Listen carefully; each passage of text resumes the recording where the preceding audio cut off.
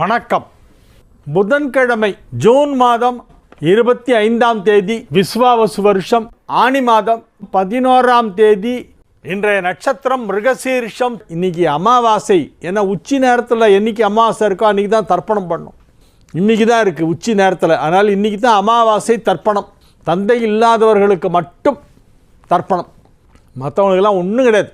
முன்னோர்கள் வழிபாடுங்கிறது அப்பா இல்லாதவங்க தான் செய்யணும். அப்பா இருக்கிறவங்க எந்த வழிபாடும் கிடையாது. ஒன்றும் இல்லை, அந்த முன்னோர்கள்லாம் நம்மளை காப்பாற்றணும். அவங்களுடைய ஆத்மா நமக்கு ஆசீர்வாதம் பண்ணோம். அங்கேருந்து நம்ம முன்னோர்கள்லாம் நம்மளை பார்த்துக்கிட்டு இருக்கிறதாக சாஸ்திரம் சொல்லுது. காக்காசுரன் விரட்டுறாரு ராமர் ராமாயணத்தில். அந்த காக்காசுரனுங்கிறவன் காக்கா வடிவம் எடுத்துகிட்டு வந்து ஈவ் டீசிங் பண்ணுவான். கிட்ட வந்து குத்த வந்தான் சீதா பிராட்டியை. விரட்டி பார்க்குற போல் அவன் சுற்றி வந்து காக்கா வடிவத்தில் வரான். ஒரு பானத்தை எடுத்து போட்டார் ராமர். அது அவனை துரத்தின் போச்சு. துரத்தின் போனால் அவன் போகிறான். அவனுடைய சக்தி அவன் மேலெல்லாம் போக முடியும். மேல் உலகத்துக்கெல்லாம் போகிறான். அங்கேயும் உடலாது. இந்த ராமனோட பானம் அவனை கடைசி வரைக்கும் துரத்திட்டு போகுது. வந்து சரணாகதி ஆனதுக்கப்புறம் தான் விட்டார் அவனை. அப்போ மேல் உலகத்துலேருந்து தசரதர் பக்கத்தில் இருக்கிறவங்கள்ட்ட சிரிச்சுக்கிட்டே சொல்கிறான், என்னுடைய பையன் பற்றியா, என் ராமனுக்கு என்ன வீரம் தீரம், என்ன ஒரு பானம் பற்றியா, துரத்துது பாரு அந்த அசுரனை அப்படின்னு தன்னுடைய மகனின் வீரத்தை பற்றி பெருமிதம் கொள்கிறாராம் தசரத சக்கரவர்த்தி பித்ருலோகத்திலேருந்து. இந்த மாதிரி ஒரு ரெஃபரன்ஸ் ராமாயணத்தில் இருக்குது. அதனால் முன்னோர்கள் நம்மளை பார்த்துட்ருக்காங்க, ஞாபகம் வச்சுங்க.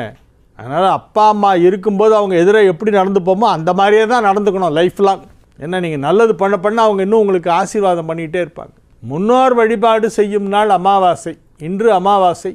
இன்று விருச்சிக ராசிக்கு சந்திராஷ்டமம். ராகு காலம் பகல் 12 மணி முதல் 1:30 வரை. யமகண்டம் காலை 7:30 மணி முதல் 9 மணி வரை.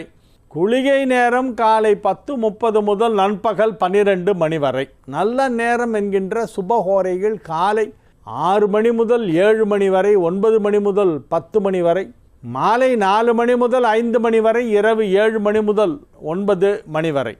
இன்றைய கிரக நிலவரம்: மேஷத்தில் சுக்கிரன், மிதுனத்தில் சூரியன் குரு, கடகத்தில் புதன், சிம்மத்தில் செவ்வாய் கேது, கும்பத்தில் சனி ராகு.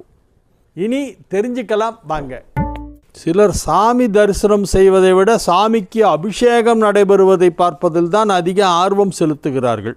அபிஷேகத்தை பார்த்து தரிசனம் செய்வது மிக முக்கியமானதா, ஏன் அவ்வளவு விசேஷமானதா அபிஷேகம் செய்வது? இந்த கேள்வி யார் கேட்டிருக்காங்க? Meena Ravikumar, Omalur post, Kamalapuram, Omalur taluk, Salem district. அதாவது அபிஷேகம் பண்ணும்போது இன்னும் கூட அந்த திருவுருவத்தை நல்லா பார்க்கலாம். நிறைய மாலைகள்லாம் போட்டு சாத்தி அலங்காரம் பண்ணி பார்த்தா அது ஒரு அழகு. அதை விட அந்த சுவாமியுடைய திருமேனியை பாதாதி கேசமாய் அணுவாக பார்த்து அவனை ரசிக்க வேண்டும். அந்த அழகை நாம் கண்டு களிக்க வேண்டும். அந்த திருவுருவ காட்சி நமக்கு முழுமையாக கிடைக்க வேண்டும் என்றால் அபிஷேகத்தில் தான் அது கிடைக்கும். அதனால் அபிஷேகத்தை நிறைய பேர் விரும்புவாங்க. அதுலேயும் பால் அபிஷேகம், தேன் அபிஷேகம்லாம் பண்ணும்போது அது அழகாக தெரியும். பா சிவபாண்டியன், வீட்டு வாசலில் ஏதோ ஒன்றுத்துக்கு பதில் போட்டு தண்ணீர் தெளிக்கலாமா சார்? திருப்பூர் பா சிவபாண்டியன் கேட்குறாரு. சரியாக புரியல அவங்க எழுத்து, வேறு மாதிரி அதை எழுதி போடுங்க. திஷ்டி விலக வாசலில் சக்கடம் ஏற்றலாமா? அதுவும் புரியல. 2 கேள்வியும் பா சிவபாண்டியன் அவர்களை மீண்டும் தெரிவிங்கள்.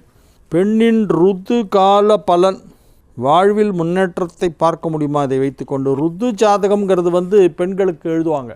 எப்போ ருதுவானாங்கன்றத அந்த டயத்தை நோட் பண்ணி, இந்த டைம் ஆஃப் பியூபர்ட்டி அதை நோட் பண்ணி வச்சுட்டு அதுக்கு ஒரு ஜாதகம் போடுவாங்க. அது வழக்கம் உண்டு நம்மளில்.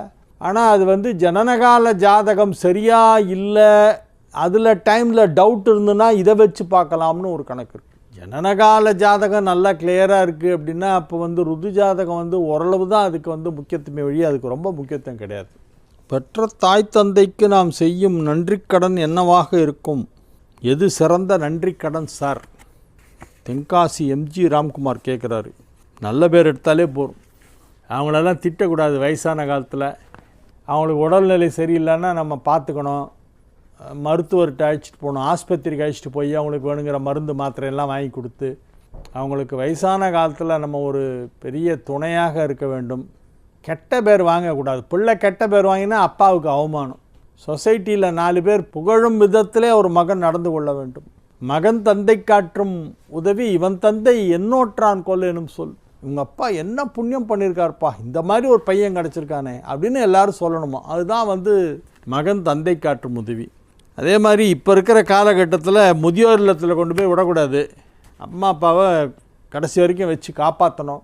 அவங்களுடைய சேமிப்புக்காகவோ அல்லது பென்ஷனுக்காகவோ வச்சு காப்பாற்றக்கூடாது, ஆத்மார்த்தமாக வச்சு காப்பாற்றணும். ஏன்னா நமக்கு வயசாச்சுன்னா கடைசியில் நமக்கு யாராவது ஒருத்தர் வேணும்ல. ஒருத்தர் அவங்க அப்பாவை அவுட் ஹவுஸில் ஒரு சின்ன கொட்டாயில் போட்டு உட்கார வச்சுருந்தானா. டெய்லி சாப்பாடு போடுவான் கொண்டு போய். அவர் ஒரு பழைய அலுமினிய தட்டை பத்திரமா வச்சுருக்காரு. அதை கழுவி வச்சுக்குவார். அதில் கொண்டு வந்து சோத்தை போட்டு சாப்பிடு அப்படின்ட்டு போயிடுவான். அவர் பையன் சின்ன பையன் அப்படியே கூடவே அது வேடிக்கை பார்த்துட்டு இருந்தானோ. ஒரு நாள் தாத்தாட்ட சொன்னானா, தாத்தா அந்த அலுமினிய தட்டை பத்திரமா வச்சுக்க அப்படின்னா. ஏண்டா இதை பத்திரமா வச்சுக்க சொல்கிறேன். ஆமாம், எங்கள் அப்பாவுக்கு வயசானப்போ நான் அவர் இங்கே இதே கொட்டாயில் உட்கார வச்சு சோறு போடணும்ல, அதுக்கு அந்த தட்டு வேணுமே அப்படின்னாலும். அப்போ தான் அவங்க அப்பாவுக்கு சுருக்குனப்பட்டதான். அடாடா, பையன் நம்மளை இதை விட இன்னும் கேவலமாக ட்ரீட் பண்ணுவான் போல் இருக்கேன். நான் அன்னிலேருந்து அப்பாவை வீட்டுக்குள்ளே வர வச்சு உட்கார வச்சு மேஜையில் உட்கார வச்சு சாப்பாடு போட்டான் மரியாதையாக. அதனால் நம்ம எப்படி பேரண்ட்ஸை நடத்துகிறோமோ அப்படி தான் நம்ம குழந்தைங்க நடத்துவாங்க. லக்ஷ்மி வடுகநாதன், ராமாபுரம் வைத்தீஸ்வரன் கோவில் மற்றும் சிக்கல் சிங்காரவேலன், வைத்தீஸ்வரன் கோவில் முத்துக்குமாரசுவாமி உற்சவமூர்த்திகளாக காணப்பெறுகின்றனர். சிக்கலில் வேல் வாங்கும் பொழுது, சூரசம்ஹாரத்திற்காக செல்லும் பொழுது தாயிடம் வேல் வாங்கி உற்சவமூர்த்தி மேல் வியர்வை வரும். தெரியுது, முன்னாலே கேட்டிருக்கீங்க, நான் அதுக்கு பதில் சொல்லியிருக்கேன். அதே மாதிரி ஒரு இன்சிடெண்ட் திருச்செந்தூரில் நடந்திருக்கு. ஒரு வெள்ளைக்கார துரை அதை பார்த்து அசந்து போயிட்டார். முதல்ல நம்பலை அவர். சாதாரண விக்கிரகம் அது, it is made of some metal, ஏதோ ஒரு மெட்டலில் பண்ணது, அதுக்கு எப்படி ஸ்வெட்டிங் வரும்னார் அவர். அப்புறமா பார்த்துட்டு அதை நிரூபித்து காமிச்ச உடனே அவர் பயந்துட்டார். ஸ்ரீ என்றால் என்ன அர்த்தம்? ஸ்ரீ என்றால் லட்சுமி கடாட்சம். ஸ்ரீ என்றால் லக்ஷ்மி இலக்ஷ்மி. ஸ்ரீ என்றால் நல்ல மங்களகரமான, போற்றுதற்குரிய, மதிப்பிற்குரிய, எல்லாத்துக்குமே ஸ்ரீ யூஸ் பண்ணலாம். ஒரு ஜாதகத்தில் சந்திரனும் செவ்வாயும் சேர்ந்திருந்தால் நல்லதா? சந்திரமங்கள யோகம் என்கிறார்களே, அதற்கு விளக்கம் தேவை. எனது மானசீக குருநாதர் அவர்களே பதில் சொல்லுங்கள். யார் கேள்வி கேட்பவர்? பெரிய கடை பாலாஜி, தரணம்பேட்டை பஜார், குடியாத்தம், ராயவேலூர் மாவட்டம். பெரிய கடை பாலாஜி. சந்திரனும் செவ்வாயும் சேர்ந்து லக்னம் அல்லது கேந்திரத்தில் இருந்தால் 4ல் சந்திரன் செவ்வாய், 7ல் சந்திரன் செவ்வாய் அல்லது 10ல் சந்திரன் செவ்வாய், இந்த மாதிரி கேந்திரங்களிலோ அல்லது லக்னத்திலேயே சந்திரன் செவ்வாய் ஒன்றாக இணைந்திருந்தால் அவர்களுக்கு ஆரோக்கியம் நன்றாக இருக்கும். சகோதரர்கள் ஒற்றுமையாக இருப்பார்கள், பாசத்துடன் இருப்பார்கள். அசையா சொத்து வாங்குவதற்கான வாய்ப்பு நிறைய கிடைக்கும். ஒரு சிலருக்கு பரம்பரை சொத்து கிடைக்கும், அல்லது அவர்களே சம்பாதித்து சுய சம்பாத்தியத்திலே அசையா சொத்து, வீடு, நிலம், பண்ணை, தோட்டம், தோப்பு, துறவு, இந்த மாதிரிலாம் பெரிய ப்ராப்பர்ட்டிஸ்லாம் வாங்குகிற யோகம் சந்திரனும் செவ்வாயும் 7ல் சேர்ந்தால் ஏற்படும். அது எவ்வளோ பெரிய யோகம் தெரியுமா? அதை நம்ம ஊரில் சில பேர் செவ்வாய் தோஷம் பயமுறுத்திட்டுருக்கான். பாவம், ஜனங்கள்லாம் பயப்படுது. செவ்வாய் யோகத்தை கொடுக்க ஆரம்பித்தா பாக்கி எந்த கிரகத்தாலையும் அந்த மாதிரி கொடுக்க முடியாது. செவ்வாய் கொடுக்கும் யோகங்களை பிற கிரகங்களால் பிடுங்கி கொள்ள முடியாது, பிடுங்கிடும் மற்றெல்லாம். ஆனால் செவ்வாய் கொடுத்தாச்சுன்னா லைஃப் லாங் நிலைக்குவான். செவ்வாய் தசையில் வீடு வாங்கிட்டா அப்புறம் விற்க முடியாது. விற்கணும்னு நினச்சா கூட விற்று போகாது. ஏன்னா செவ்வாய் தசையில் வாங்கின ப்ராப்பர்ட்டி விற்க முடியாது. அதனால் செவ்வாய் எதை செய்தாலும் நிரந்தரமாக பண்ணிடும். பொது சேவை, மக்கள் சேவை என செய்யும் பொழுது நிறைய பேருக்கு நாம் நன்மை செய்தாலும் ஒரு சிலருக்கு கொஞ்சம் பாதகம் அதனால் ஏற்படலாம். பாதகம் போல் தெரியும், ஏற்படலாம், பாதகம் போல் தெரியும். அதற்கு சிலர்களுக்கு சாபம் இடுகின்றார்கள். அந்த சாபம் தாக்குமா? இப்படி தாக்கினால் பரிகாரம் என்ன? எந்த ஸ்தலம் போனால் சரியாகும்? நீங்கள் பொது காரியங்களில் ஈடுபடும்போது 4 பேருக்கு பிடிக்கும், 4 பேருக்கு பிடிக்காது. சில பேர் புகழ்வாங்க, சில பேர் கிண்டல் அடிப்பாங்க. அதெல்லாம் ஒரு பொருட்டாக எடுத்துக்கூடாது. நீங்கள் மனசாட்சிக்கு தெரிஞ்சு நல்ல விஷயந்தான் பண்ணுறீங்க, உங்களால் யாருக்கும் எந்த தீமையும் இல்லை அப்படின்னு மனசில் பட்டுன்னா நீங்கள் துணிஞ்சு அதை பண்ணிகிட்டே இருங்க. யாருக்காகவும் நீங்கள் உங்களுடைய இதை மாற்ற வேண்டாம். ஊராட்சி தலைவர் எக்ஸ் தலைவர் டிஎஸ்ஆர் காளிந்தன், நாற்றம்பற்றி, தப்பலாங்குண்டி பஞ்சாயத்து. எங்கே இருக்குது தப்பலாங்குண்டி தெரியல. இதுவரை யாராவது ஒரு பிரைம் மினிஸ்டர் அல்லது பிரசிடெண்ட் ஆஃப் இந்தியா ஆகியோருக்கு நீங்கள் ஜாதகம் பார்த்து நேரடியாக அவர்களிடமே ஜாதக பலன் சொல்லும் வாய்ப்பு உங்களுக்கு கிடைத்ததுண்டா? சார், அவங்களாம் நேரடியாக வரமாட்டாங்க சார், அது தெரிஞ்சுங்க. எல்லா விஐபியும் ஜாதகம் பார்ப்பாங்க, ஆனால் தானே போய் பார்க்க மாட்டாங்க. அவங்களுக்கு நம்பகமான யாராவது ஒருத்தர் இருப்பாங்க, அவங்கள்ட்ட கொடுத்து இப்போ டைம் எப்படி இருக்குன்னு அந்த குறிப்பிட்ட அந்த ஜோசியத்தை போய் நீ கேட்டுன்னு வா, ஏதாவது பரிகாரம் பண்ணுமா என்னென்னு அவரை கேட்டுன்னு வான்னு சொல்லி யார் மூலியமாவது அனுப்புவாங்க. அவங்கெல்லாம் நேரடியெல்லாம் வந்து உட்காந்து ஜாதகம்லாம் பார்க்க மாட்டாங்க. நான் அந்த மாதிரி யாருக்கும் பார்த்ததில்லை. அப்படியே எனக்கு ஒரு சந்தர்ப்பம் அவங்க கூப்பிட்டு என்கிட்ட பேசி ஜாதகம் பார்க்க சொன்னால் நான் அது வெளியே சொல்ல மாட்டேன். ஏன்னா வெளியே சொன்னால் அது வந்து எனக்கு பப்ளிசிட்டி பண்ணிக்கிறதா அர்த்தமாயிடும். ஏன்னா அவங்க ரொம்ப பெரிய ஒரு தலைவராக இருக்கிறவங்க அதை வந்து சீக்ரெட்டாக வச்சுக்கணும்னு தான் அவங்க எதிர்பார்ப்பாங்க. ஸோ நம்ம போய் அந்த சீக்ரஸியை வந்து லீக் அவுட் பண்ணக்கூடாது. நான் அவங்களுக்கு பார்த்துருக்கேன் இவங்களுக்கு பார்த்துருக்கேன்னா பெருமடிச்சதுக்காக சொல்லக்கூடாது. உண்மையிலே நான் இது வரைக்கும் பிரசிடெண்ட்டு அல்லது பிரைம் மினிஸ்டருக்கெல்லாம் யாருக்குமே நேரடியாக பார்த்தது. அவங்க ஜாதகம் எல்லாமே நான் கலெக்ஷன் பண்ணி வச்சுருக்கேன், ஆனால் நான் அவங்கள்ட்ட உட்காந்து நேரடியாக அதை பற்றி பலன் சொன்னதில்லை. மேஷ ராசிக்கு இது ஒரு நல்ல நாள். குடும்பம் அமைதியாக இருக்கும், குடும்பத்தில் அனைவரும் ஒற்றுமையாக இருப்பார்கள், அனைவரும் ஆரோக்கியமாக இருப்பார்கள், சந்தோஷமாக இருப்பார்கள், கலகலப்பாக சிரித்து பேசி கொண்டிருப்பார்கள். குடும்ப வாழ்க்கை நன்றாக இருக்கும். உங்களுக்கு சமுதாயத்திலே செல்வாக்கு அதிகரிக்கும், சோஷியல் ஸ்டேட்டஸ் அதிகமாகும். நீங்கள் சொன்னால் அதை செய்யறதுக்கு எல்லாரும் தயாராக இருப்பாங்க. அந்த அளவு ஒரு செல்வாக்கு ஏற்படக்கூடிய நாளாகவும் இந்த நாள் விளங்கும். பொருளாதார ரீதியான வளர்ச்சி சிறப்பாக இருக்கும். 2 குடைவன் ராசியிலே 4 குடைவன் 2 உச்சம். எனவே நன்மைகள் சற்று அதிக அளவிலே நடைபெறக்கூடிய நல்ல நாளாக விளங்குகிறது. 7ஆம் இடத்தை குரு பார்த்து கொண்டிருக்கிறது. எனவே திருமணத்திற்கு இப்பொழுது வியாழ நோக்கம் வந்துவிட்டது. மேஷ ராசிக்கு குரு பலன் வந்தாச்சு, பார்த்தீங்கன்னா உடனே முடிஞ்சிடும். நல்ல இடமா அமையும். கொஞ்சம் முயற்சி எடுத்து பார்க்கணும். 2-3 மேட்ரிமோனி சென்டர்லலாம் போய் பதிவு பண்ணணும். 4 இடத்துல பதிவு பண்ணால் தான் சீக்கிரம் ஏதாவது ஜாதகம் வரும். திருமணத்திற்கான முயற்சியை துரிதப்படுத்துங்கள் மேஷராசி அன்பர்களே. இப்பொழுது நல்ல நேரம் வந்திருக்கு, அந்த நேரத்தை பயன்படுத்தி கொள்ள வேண்டும். ரிஷப ராசிக்கு இன்றைய நாள் நன்மைகள் நடைபெறக்கூடிய நல்ல நாள். 12ஆம் இடத்திலே சுக்கிரன், 2ஆம் இடத்திலே குரு, இருபுறங்களிலும் சுபகிரகங்கள் வலுவாக அமைந்திருக்கின்றன. நன்மைகள் அதிக அளவிலே நடைபெறக்கூடிய நல்ல நாளாக இந்த நாள் விளங்குகிறது. 3 குடைய சந்திரன் ராசியிலே உச்சமடைந்திருக்கிறது. வியாபாரத்தில் நல்ல முன்னேற்றம் ஏற்படும். 2ஆம் இடமான தனஸ்தானத்திலே தனகாரகன் அமர்ந்து கொண்டு செல்வ செழிப்பினை மிகுதியாக்கி கொண்டிருக்கின்ற நல்ல நேரம். செல்வ செழிப்பு ஏற்பட வேண்டுமானால் வியாபாரம் சிறப்பாக நடைபெற வேண்டும். எனவே அது ஒரு நல்ல நேரம் என்பதால் அவ்வாறு நடைபெறுகிறது. உங்களுடைய தொழில் நன்றாக இருக்கும், வியாபாரம் நன்றாக இருக்கும், பொருளாதாரத்தில் நல்ல முன்னேற்றம் ஏற்படும். மகிழ்ச்சியான நல்ல நிகழ்ச்சிகளிலே கலந்து கொள்வீர்கள், உற்சாகமாக காணப்படுவீர்கள், ஆரோக்கியமாகவும் மகிழ்ச்சியாகவும் இருக்கக்கூடிய நல்ல நாள். மிதுன ராசிக்கு இன்றைய நாள் மிக மிக அற்புதமான நன்மைகளெல்லாம் நடைபெறக்கூடிய நல்ல நாளாக விளங்குகிறது. ராசி அதிபதி ராசிக்கு 2ஆம் இடத்தில் இருக்கிறது.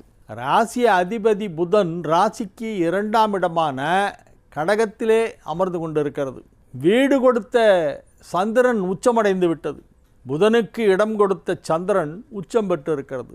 எனவே இது ஒரு நல்ல கிரக அமைப்பு. மிதுனத்திற்கு நன்மைகள் அதிக அளவிலே நடைபெறுவதற்கான வாய்ப்பு வலுவாக காணப்படுகிறது. மிதுன ராசிக்கு 5, 7, 9 ஆகிய வீடுகளை குரு பார்த்து கொண்டிருக்கிறது. 5ஆம் இடத்தை குரு பார்ப்பதால் பதவிகள் கிடைக்கும். பதவிகள், பட்டங்கள், கௌரவ பொறுப்புகள், மிகப்பெரிய பெயர், புகழ், செல்வாக்கு ஆகியவை கிடைக்கும். 7ஆம் இடத்தை குரு பார்த்து கொண்டிருப்பதால் புகழ் கிடைக்கும். பொருளாதாரத்திலும் நல்ல முன்னேற்றம் ஏற்படும். வெறும் புகழ் இல்லை, பணமும் கிடைக்கும். புகழ், பணம் ரெண்டும் கிடைக்கும். சில பேர் நிறைய புகழ் வச்சுருப்பாங்க, அவங்க பேரை சொன்னாலே எல்லாருக்கும் தெரியும். ஆனால் பேங்க் பேலன்ஸ் ரொம்ப மினிமம்லேயே போயிட்டுருக்கும். கையில் காசே இல்லாமல் சில பேர் வெறும் புகழை மட்டும் வச்சிட்ருப்பாங்க. சில பேர்கிட்ட நிறைய பணம் இருக்கும், ஆனால் அவங்க யாருமே தெரியாது, வெளியில் தெரியாது. ரோட்டில் நடந்து போனால் யாரும் ரெக்கக்னைஸே பண்ண மாட்டாங்க. யாரோ போகிறாங்க அப்படின்னு எல்லோரும் இருப்பாங்க.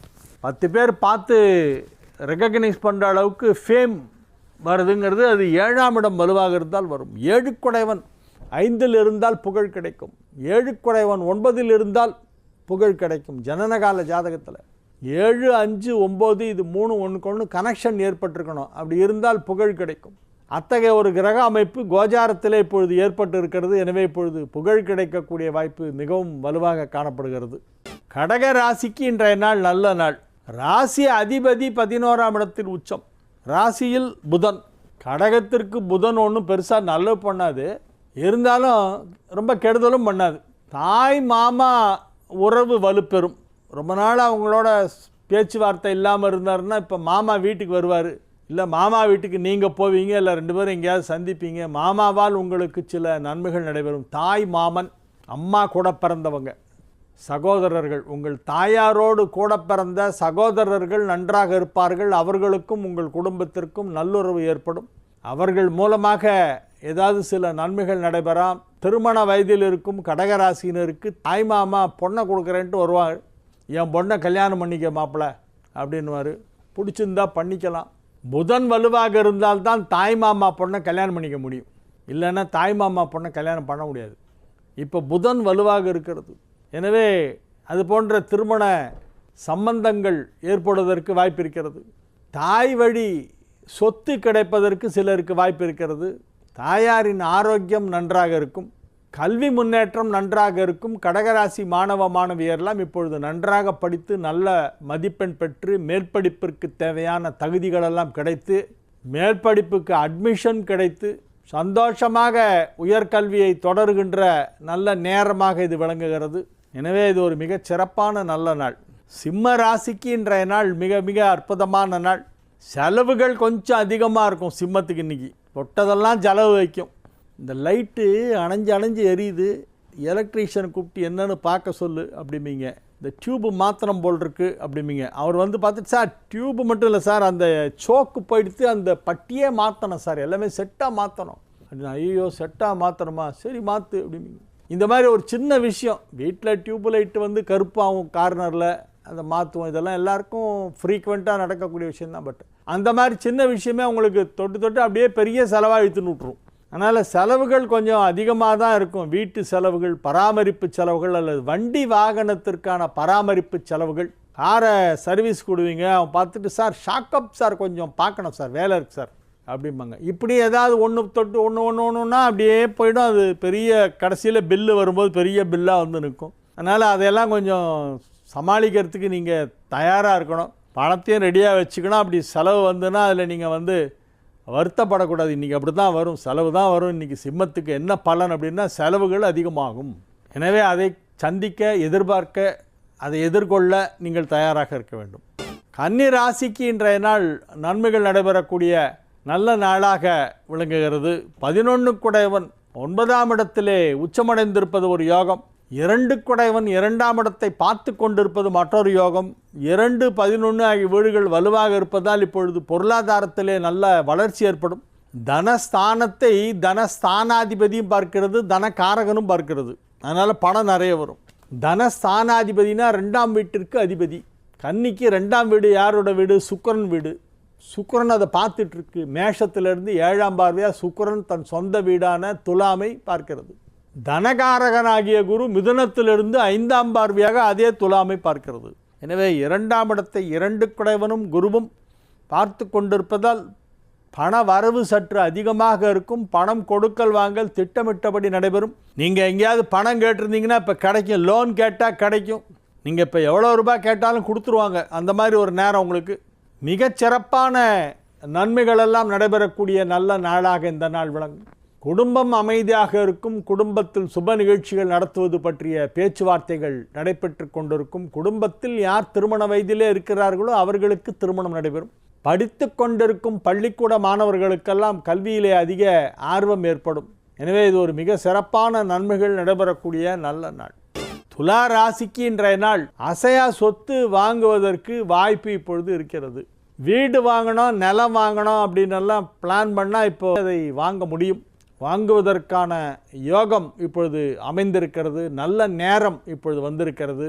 ப்ராப்பர்ட்டி சம்பந்தமான உங்களுடைய டீலிங்ஸ், உங்களுடைய டிரான்சாக்ஷன்ஸ் எல்லாமே இப்போ நல்லா நடக்கும். Either you can buy or sell a property now. அதற்கான ஒரு வாய்ப்பு இப்பொழுது உருவாகி இருக்கிறது. எனவே நன்மைகள் அதிக அளவிலே நடைபெறக்கூடிய நல்ல நாளாக இந்த நாள் விளங்குகிறது. நீங்கள் மகிழ்ச்சியாக இருப்பீர்கள். நீங்கள் இருக்கும் இடத்தை சுற்றி எல்லோரும் மகிழ்ச்சியாக இருப்பார்கள். நீங்கள் எங்கு சென்றாலும் அந்த மகிழ்ச்சி அலை உங்களை சுற்றி ஒரு ஆறா சுற்றிக்கிட்டே இருக்கும். எனவே நீங்கள் உற்சாகமாக காணப்படுவீர்கள், சுறுசுறுப்பாக இயங்குவீர்கள், திட்டமிட்டபடி அனைத்து பணிகளையும் செய்து முடிப்பீர்கள். இன்று விருச்சிக ராசிக்கு சந்திராஷ்டமம் இருக்கிறது. எனவே புதிய முயற்சிகளில் இறங்க வேண்டாம். 2 சுப கிரகங்கள் ராசியை பார்த்து கொண்டிருக்கின்றன. எனவே தீமை எதுவும் நடக்காது. பேச்சில் மட்டும் கொஞ்சம் பத்திரமா இருக்கணும். எதையாவது உண்மையை சொல்கிறேன்னு உளரக்கூடாது.